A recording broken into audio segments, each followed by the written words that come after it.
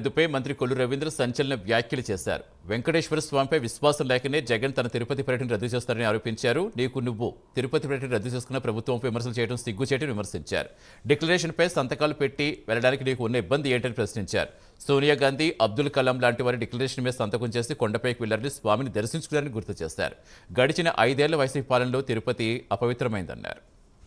తిరుపతి దేవస్థానం అంటే ఒక పవిత్ర స్థానం. ఆ వెంకటేశ్వరుడిని ప్రతి ఒక్కరూ ఇలవెల్పులా కొలుచుకుంటారు. అంత పవిత్రమైనటువంటి తిరుపతి దేవస్థానంలో గత 5 సంవత్సరాల్లో చాలా మంది మేము తిరుపతి ఈ ప్రభుత్వం ఉంటే వెళ్ళాం, మళ్ళీ మంచి ప్రభుత్వం వస్తేనే వెళ్తామని చెప్పి నాకు తెలిసి కొన్ని వందల మంది పాదయాత్ర చేశారు. ప్రభుత్వం మారిన వెంటనే కొన్ని వేల మంది, వందలు కూడా కాదు, వేల మంది వాళ్ళ గ్రామాల నుంచి పాదయాత్ర చేసుకుని తిరుమలకి వెళ్ళి మొక్కులు చెల్లించుకున్నారు. ఎందుకంటే అంత అపవిత్రం చేశారు తిరుపతి దేవస్థానాన్ని. ఒక ఈవో ప్రవర్తించిన విధానం, నల్లగా గళలుంగి కట్టుకుని ఒక పాత సినిమాల్లో రౌడీల్లాగా తిరుపతి దేవస్థానంలో వాళ్ళు ప్రవర్తించిన విధానం. అట్లాగే ఎవరైతే తిరుపతి దేవస్థానానికి సంబంధించి చైర్మన్ గా ఉంటారో వాళ్ళు వేరే మతాన్ని ఆచరిస్తూ తిరుపతి దేవస్థానం చైర్మన్ పదవిలో కూర్చుంటారు, అక్కడ అనుభవిస్తారు.